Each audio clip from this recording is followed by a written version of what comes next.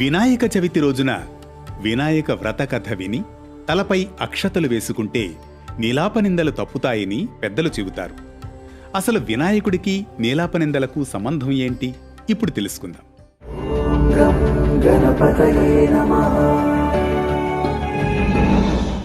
భాద్రపద శుద్ధ చవితి రోజున వినాయకుడికి గణాధిపత్యం కట్టబెట్టాడు శివుడు. ఆ రోజున తనకు భక్తితో సమర్పించిన ఉండ్రాళ్ళు, కుడుములు, పిండి వంటలు, పండ్లను సుష్టిగా తిన్న వినాయకుడు నడవడానికి ఇబ్బంది పడుతూ కైలాసం చేరుకున్నాడు.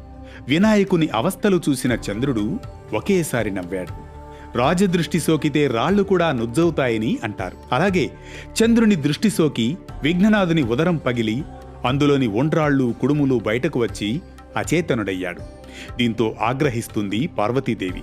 పాపాత్ముడా, నీ దృష్టి సోకి నా కుమారుడు అచేతనంగా పడి ఉన్నాడు. కాబట్టి నిన్ను చూసిన వారు పాపాత్ములై నీలాపనిందలు పొందుదురుగాక అని శపిస్తుంది.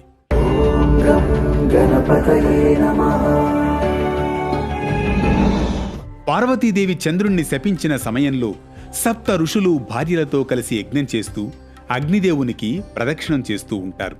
అగ్నిదేవుడికి ఋషి పత్నుల మీద మోహం కలుగుతుంది. కాని వాళ్లు శపిస్తారేమో అనే భయంతో అగ్ని క్షీణింపసాగాడు.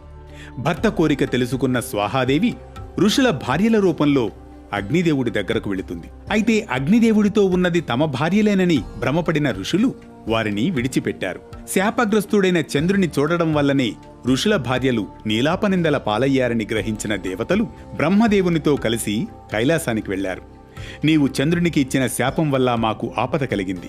ఆ శాపాన్ని ఉపసంహరించుకుంటే బావుంటుందని బ్రహ్మ కోరగా, అప్పుడు పార్వతీదేవి ఏ రోజున చంద్రుడు విఘ్నేశ్వరుని చూసి నవ్వాడో అంటే భాద్రపద శుద్ధ చవితి రోజు చంద్రుణ్ణి చూడకూడదని శాపాన్ని సవరిస్తుంది. ఆ రోజు నుంచి అందరూ భాద్రపద శుద్ధ చవితి నాడు చంద్రుణ్ణి చూడకుండా జాగ్రత్తగా ఉంటారు.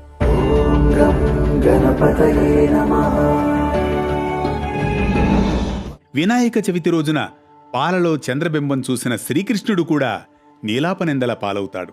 సత్రాజిత్తు అనే మహారాజు సూర్యోపాసనతో శమంతకము అనే మణిని సంపాదిస్తాడు.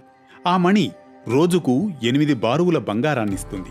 అంతటి శక్తివంతమైన మణిని తనకివ్వమని శ్రీకృష్ణుడు కోరుతాడు. కాని సత్రాజిత్తు శ్రీకృష్ణుడి కోరికను తిరస్కరిస్తాడు. ఆ తర్వాత కొన్ని రోజులకు సత్రాజిత్తు తమ్ముడు ప్రసేనుడు ఆ మణిని ధరించి వేటకు వెళ్ళాడు. అయితే అడవిలో ఉన్న ఓ సింహం ప్రసేనుడి వద్ద ఉన్న ఆ మణిని మాంసపు ముక్క అని అనుకుంటుంది. దాంతో ప్రసేనుణ్ణి చంపి ఆ మణిని తీసుకుని వెళ్ళిపోతుంది. ఇదంతా తెలియని సత్రాజిత్తు శమంతకమణి కోసమే కృష్ణుడే